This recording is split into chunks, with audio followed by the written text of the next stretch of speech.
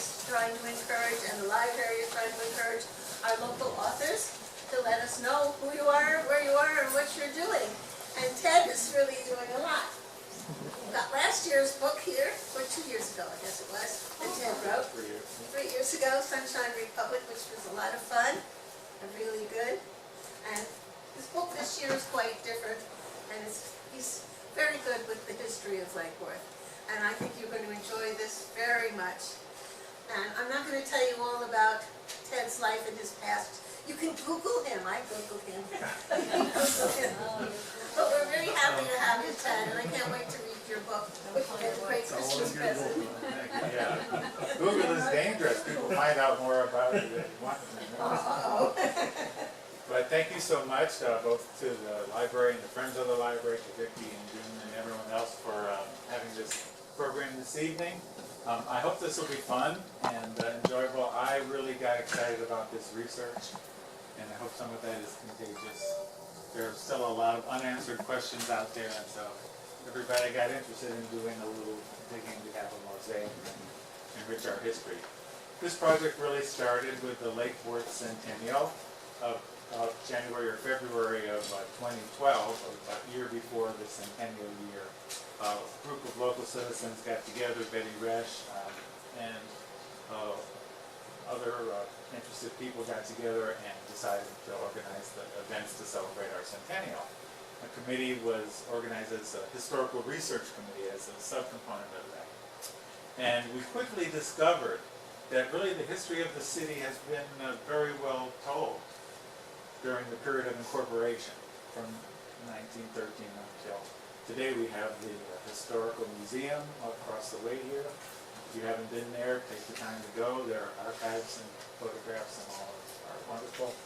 And but we discovered that there was history before 1912, 1913, before the incorporation, that not only was untold but really purposefully buried.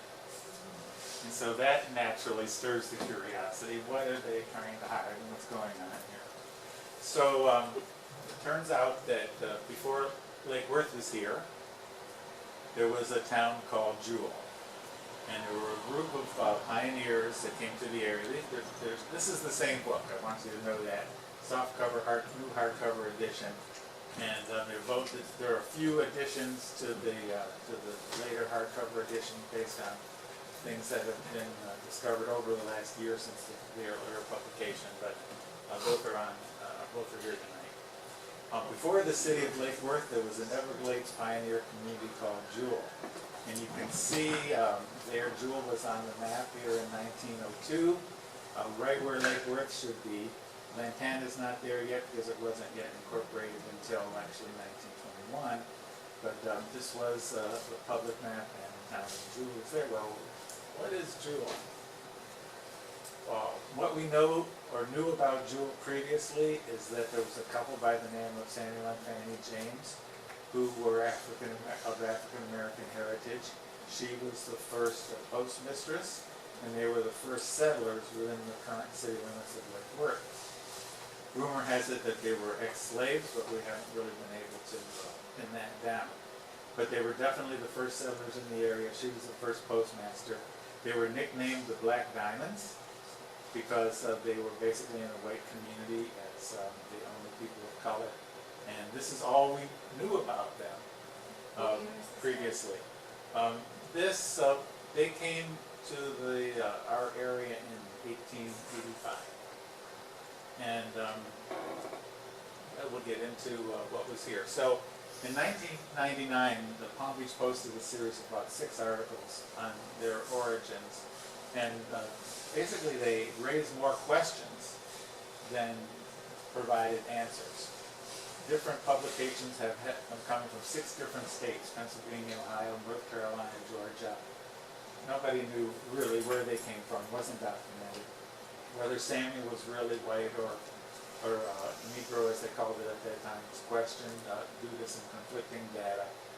And most intriguing of all, if there's a post office, who else was here to use the post office? We didn't have the name of a single other settler other than the Jameses as of 1999, who constituted the community of Jewell who used the Jewell post office. There were no known photographs of any of the Jameses or any other people that might have lived here at the time. What's happened since 1999 has been an explosion of information. So much of the records now, governmental records, have been digitized. The National Archive has homestead records showing who settled in different areas. We have census records that have been digitized, the U.S. postal records. The county real estate transaction records are much easier to search now than they've been in the past. And we have digitized archives of the local newspapers, particularly the Tropical Sun, which was published up in Juneau and later in West Palm Beach. It's not a complete set of those journals, but going back to the 1890s is a pretty good collection of information on the area. So we were able to dig up history on the Jameses' personal history before they came to South Florida. Actually identify the 3 different home sites in Lake Worth, which was previously unknown. The L Street site, which was actually their second site, was the only one that had been identified previously. Most interestingly of all, even though they were people of color, they were tremendously skilled in a variety of areas. They had financial success, and when Fanny James passed away, she left quite an estate behind her. And interestingly enough, there was a fight among her heirs about the estate, and the county has a 200-page probate file. Oh. So which gave us a lot of information on them. Additionally, we were able to dig up biographies of more than a dozen previously unknown Jewell pioneers and learn something about their background, and also about the issue of race relations on the South Florida frontier. This was a unique spot during the era of segregation. Up in Tallahassee in Central Florida, the racism and racial segregation was really enforced. But here on the frontier, where the population was thin, there was a different ethos that lasted up until about 1900, 1910. And finally, we want to know what happened to Jewell. So where did Fanny and Samuel come from? Our first discovery was in the U.S. Census of 1880. We were able to find them in Tallahassee. And here, I don't know if you can read this, Samuel James, Fanny spelt with a Y. This column shows race, white, black, and MU is mulatto, meaning of mixed race, gender, and their ages. And Fanny was about 15 years younger than Samuel, we learned for the first time. And his occupation is shown as carpenter. So he was a tradesman. We didn't know this about him previously, and it turns out he used his skill quite extensively in building down here. The other thing that's interesting, these are house numbers, and it shows that the housemates of Samuel and Fanny was a family by the name of Robinson, a black family with a couple with a 10-year-old son. They shared a household. So Fanny and Samuel, even though they were light-skinned, definitely identified with the African-American community. The other thing that's interesting here, their next-door neighbor here was a man by the name of William Stewart, who was the postmaster of Tallahassee in 1880 and also was a black man. So, interestingly enough, this was still close enough to the age of Reconstruction. The federal troops pulled out of Tallahassee in 1877. During that period, they enforced the constitutional amendment about black rights and voting rights and citizenship and so forth. There were a number of blacks elected to the Florida state legislature, including William Stewart, who was the neighbor of the Jameses, and he was in the Florida House for one term in 1873-74. And he was the postmaster of Tallahassee. So where might Fanny have gotten the idea and the skills to run a post office? Next, they show up in the 1885 census in Florida, in Cocoa. We don't know when they went there. We know they didn't stay there very long, but they were moving closer to our area. And they also had an interesting neighbor by the name of Butler Reed, who was a preacher.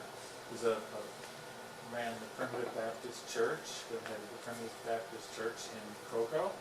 And it appears that Samuel, as a carpenter, helped them build their church in 1885-86, and that's where he got his seed money to come to South Florida. So Samuel arrived in December of 1884, went to Palm Beach to work as a carpenter with $50 in his pocket. Fanny stayed behind in Cocoa. And he met several people from our area, including Edwin Bradley, who lived on the intercoastal right at Lantana, who was a very educated man, wrote for the Tropical Sun, quoted Latin and the classics extensively, and was very friendly to Samuel James, took him along the shore of the west side of the lake here in Lake Worth and encouraged him to come down and homestead. So that's basically how the Jameses got their first foothold. They took advantage of the Homestead Act, which granted 160 acres of federal land. All the swamp land here was federal land at that time to anyone who built a home and cultivated the land for 5 years. They had to put in an application at the U.S. Land Office in Gainesville, which was an arduous trek in its day. Except they took a boat from here to Jacksonville and then a train to Gainesville inland in order to file those applications. And there was another provision that most of the settlers took advantage of called preemption, where they could shorten the residency requirement if they paid a little something for the land. And most of them did that and got their title, their ownership certificate as quickly as possible. The National Archive has preserved the Homestead Applications, and this is just the heading of Samuel James' claim that it's located in the National Archive. This is a wealth of information about them. We find out where he was born, Halifax County, Virginia, born in 1828. And then he came to Lake Worth, employed at his trade as a carpenter to several different people. This Homestead Application shows us more details about their land, what it was like when they arrived, what they grew there, a lot of details about their life. So these homestead applications, not only the Jameses, but all the other settlers in Jewell, gives us a lot of information on their background, where they came from. So this was the Jameses' original homestead claim. Currently, this is Lake Worth Road, Lake Avenue. These blocks are quarter-mile squares. And so they're approximately 40 acres or a little bit off because of the irregularity of the shoreline there. So this runs from Lake Worth Road, approximately 3rd Avenue South, 6th Avenue South, 9th Avenue South, 12th Avenue South. Here's Lake Osborne. Interestingly, there was a stand of oaks here that's marked on the surveyor's map. And this is now 12th Avenue South. I think you recognize that little bulge right at the lake there, the Methodist Church now.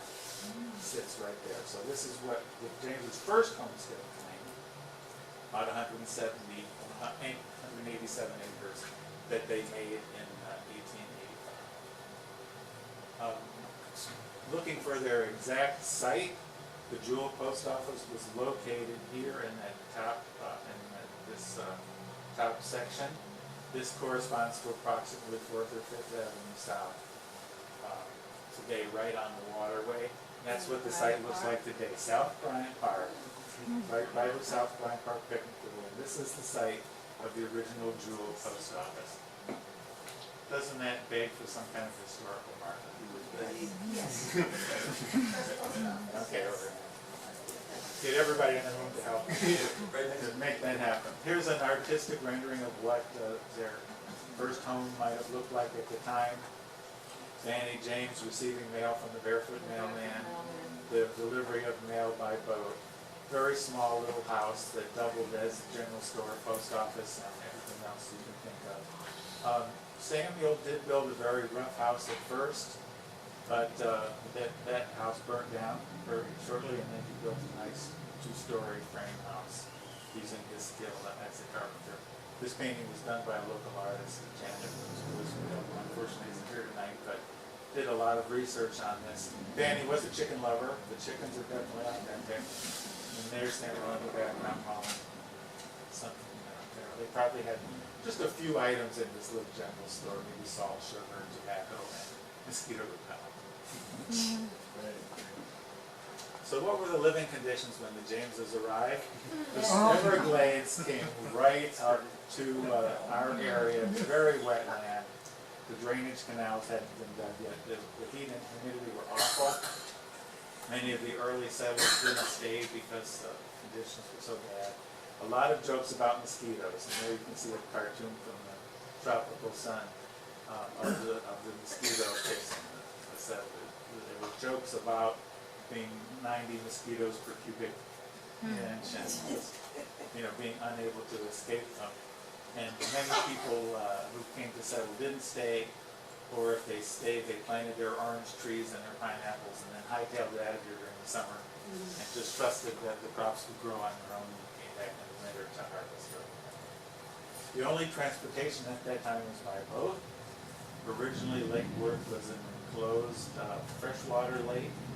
Then the canals were dredged from the north from the Waxahachie and then Waxahachie in. And there was an early inlet that was dug by hand and tended to move and be inconsistent, but people did manage to get in that early Palm Beach inlet during the late 1870s and 1880s and sail in the lake.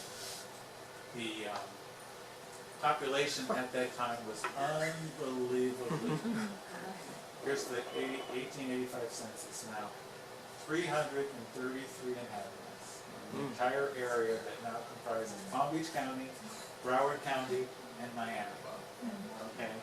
And part of Martin County going up to St. Lucie or whatever was called Dade County at that time. The population was centered. There was a small group of people that lived around the Jupiter Lighthouse. Then there was some population around Lake Worth, and then around Biscayne Bay in Miami. Almost nothing in between Delray, Fort Lauderdale. The Seminole Indians pretty much had been cleared out during the Seminole Wars. There were a few campsites that were known in our area that we didn't have permanent residents. The Seminoles were pretty nomadic at that time. And the perimeter of the lake is 44 miles around, about 22 miles long, and there were approximately 100 inhabitants, mostly out on the barrier island, where the breezes blew and chased the mosquitoes away. Very few people, very few people on the west bank. So when the Jameses came, their nearest neighbor to the north was Ben Lanhart. There's actually several photographs of his little palmetto shanty. He was the Jameses' nearest neighbor to the north, 6 miles. To the south? Somewhere in West Palm Beach, exactly. One of the first families in the area was the Hannibal Pierce family. They built this wood frame home on what's now on Alabama Hypoluxo Island from driftwood that they picked up. You can see, they just made do with whatever they had. And across the water from them was Edwin Bradley, who we talked about before, who was a friend of the Jameses who lived on the west shore of the lake across from Hypoluxo Island. He was about 2 miles south of the Jameses, so those were their nearest neighbors at the time, nobody else in the area. When Fanny put in her post office application in 1889, they had been in the area about 4 years. And it's interesting, she had quite a debate about what to call the place. You can see that the first name was La Paz, which means peace in Spanish. And then Deer Park. The area was well known for deer hunting. It appears that some Seminoles even came over to our area on the western western shore of the lake to hunt. But then eventually Deer Park was crossed out and they came up with the name Jewell. We don't know anything about what their thought process was, but apparently only a few weeks elapsed while she was filling out this application that she changed her mind twice about what to name the post office. The name La Paz apparently was in circulation, at least briefly, because here on the Coconut House station area was a little hotel, one of the first hotels up in Palm Beach. They hand wrote the name La Paz. Here on the western shore. You see there's absolutely nothing there. Here's Oak Lawn, which is now Riviera, and there was no settlements at all to speak about those. Okay. So the mail delivery was by boat. It started in Jupiter and zigzagged to the various little post offices along both banks of the lake. So when the Jewell Post Office opened in 1889, who did it serve? Well, Fanny put down the number 13, and she was probably stretching it. She was counting herself and Samuel and her chickens and maybe some of her relatives who came down from up north. But we can speculate on who might have been included in this count. One of the things we know when the Jameses got clear title to this land, they did subdivide it in typical Florida fashion and sold off lots, mostly 10 and 20 acre lots. Many of these names are Palm Beachers, like the Dresselfords were, Owen, Porter, and who else is on here, who probably bought the land on spec, may not have lived here or farmed here. We know that Josiah Sherman was from Oak Lawn, the Riviera Beach area, and he and Samuel went in business together growing tomatoes and eggplants and pineapples on this northern section from the Lake Worth Bridge down to the James Homestead. And we know they were in business together. We also know that this Harry Griswold worked as a farmhand for the Jameses. The other interesting person that comes up in the land transaction records, there was one of these lots that was a home site as opposed to agricultural land that was sold to this Amanda Moore. And all we know about her is she was a young black woman from Alabama. And the Jameses subdivided this parcel for her right next to their own homestead. So it seems reasonable to conclude that she was somehow a personal friend of Fanny's. This, interestingly enough, is exactly where the Birthday Cake Castle now stands at Fifth Avenue South, which is just south of Brown Park where that wall is there. So, and if you look at Fifth Avenue South, it does curve a little bit north there as it goes into the park to accommodate this homestead. So there still are some vestiges around of this early time in our cityscape.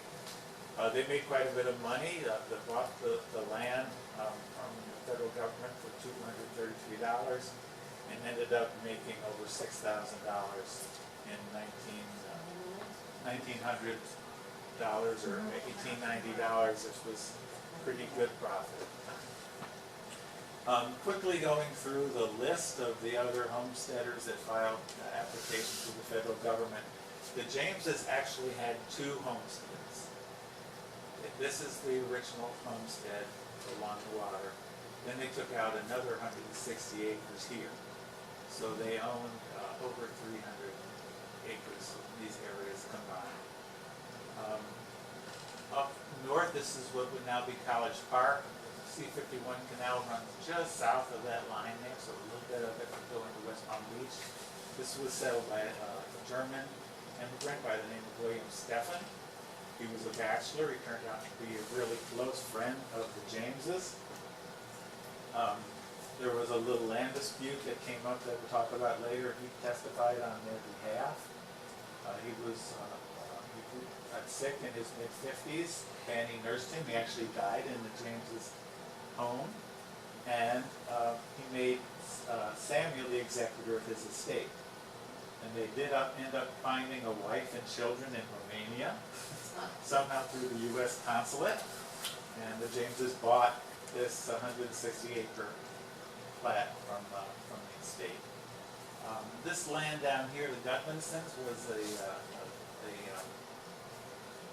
Scandinavian family. I think they were Swedish, and they were also close friends. The Europeans apparently really liked the Jameses, and this land eventually was also acquired by Fanny as well in about 1900.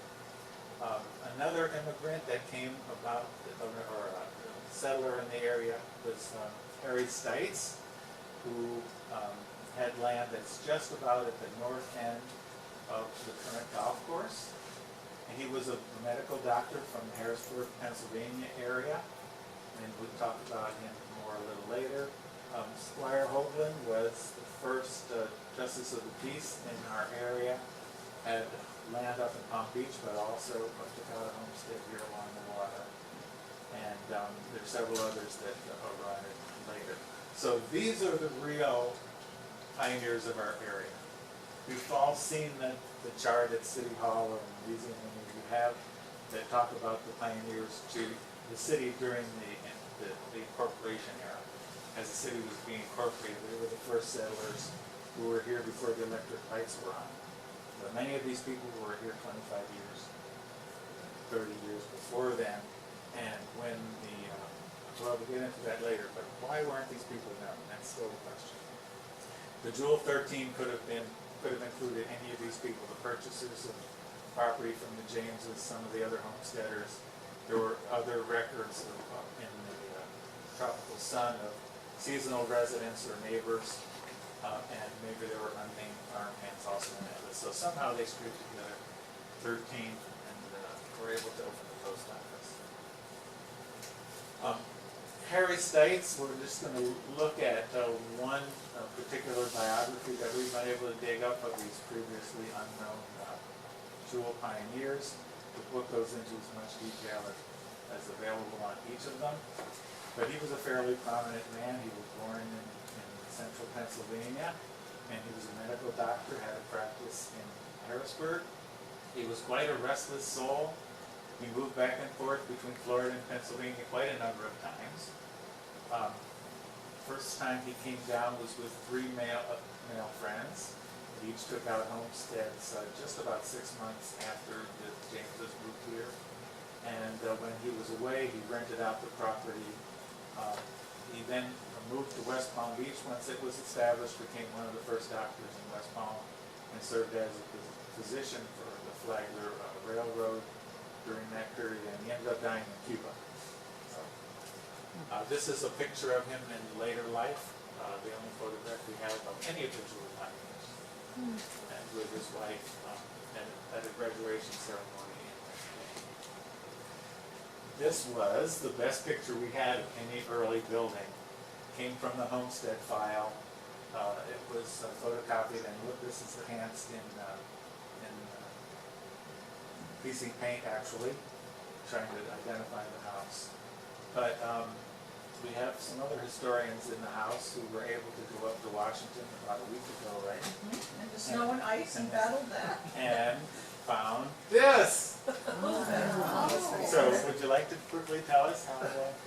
Well, this was. I knew the picture was in the file from Ted's research, so we had them pull the file, and it actually comes in a big box, and it was stuffed in with a bunch of other. We actually had to go through 3 tries because they kept pulling the wrong box, but we didn't give up, and so we did our best to copy the picture. It was actually folded, and you can kind of see the fold at the bottom of the photo. This sprinkled. Yes, because they actually folded it. It was on cardboard, and the surface, because it's a silver print, is very reflective. So we did the best we could, and you can